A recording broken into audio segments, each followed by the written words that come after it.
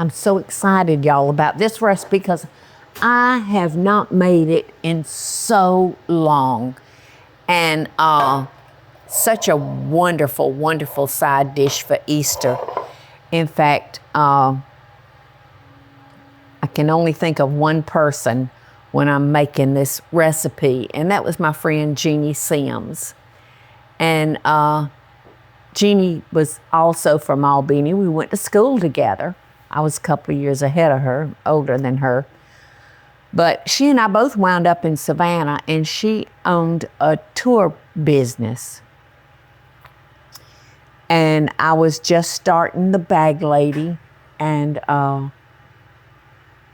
God bless Jeannie. She gave me my first big catering job for 300 people. Aunt Peggy had to come over and help. I mean, it took my whole little family to get that job done, but we did it, and we did it well. And I'll forever be grateful to Jeannie for giving me that opportunity. And Jeannie's no longer with us, so rest in peace, my dear friend. Because I served this a lot, because usually the crowd was 40s, 50s, 60s, you know, and they all like fruit, so it was always a hit. And this is called hot curried fruit. And you can do it a couple of different ways. It's very hard. I've got a recipe using all fresh fruit, but it's kind of hard because different fruits have different seasons. And it's hard to get all these fresh and at their peak.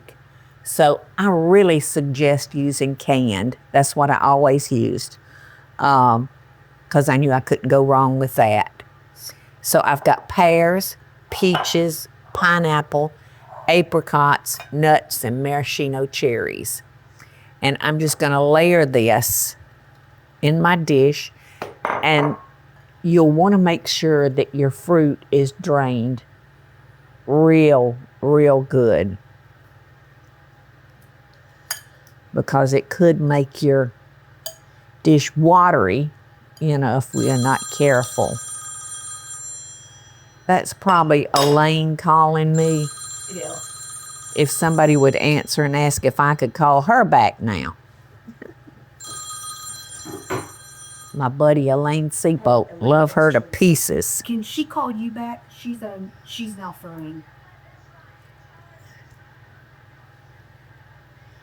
So I'm kind of digging it like this rather than pouring it all in, because see the juice? I don't want that juice in there. Don't want it.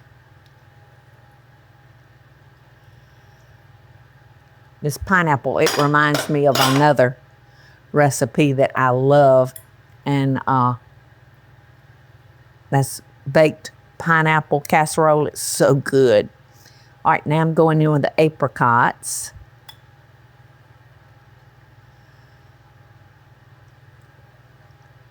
This is really a pretty dish with all the colors.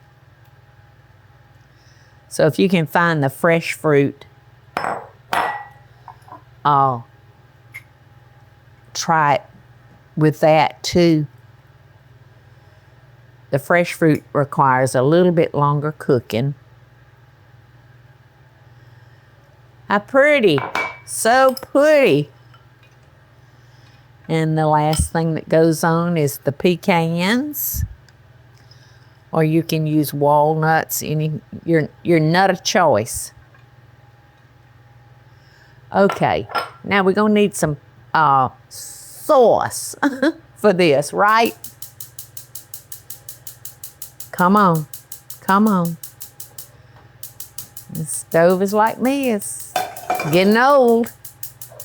All right, I'm going to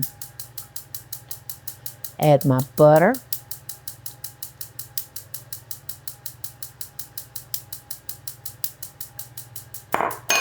Hope that clicking doesn't drive y'all crazy. Drives me crazy.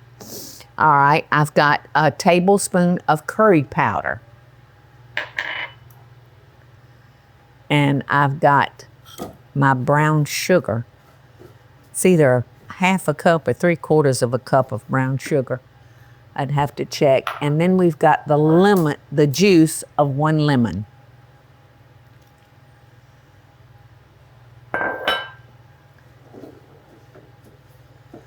So we're just gonna heat this up until it's dissolved. Oops.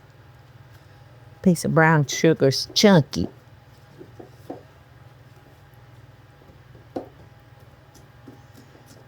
You know, if you're like us and you store your brown sugar in a canister, if you'll cut just like a half a piece of bread and throw in your brown sugar, it won't clump as bad. That's a nice little tip.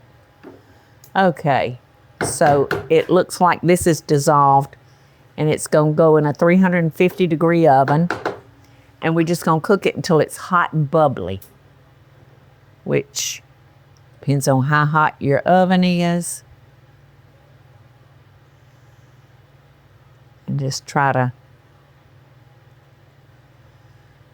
distribute that as evenly as possible.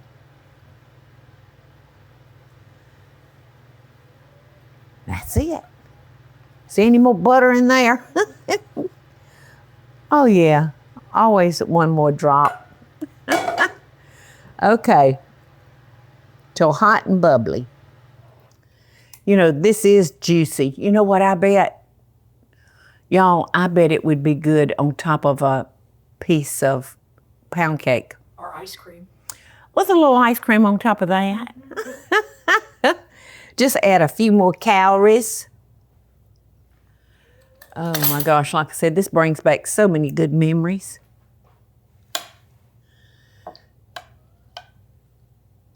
It's got a lot of nice juice on it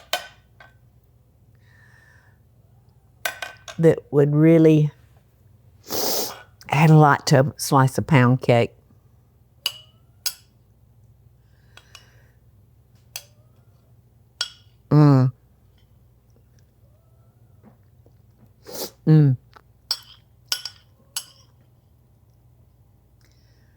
You know, a lot of people say, I don't like curry, but this is so good. The curry marries perfectly with the fruit.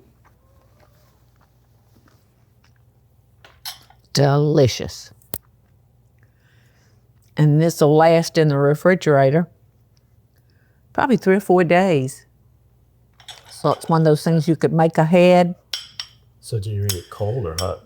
Hot. Hot curried fruit. But you could eat it cold.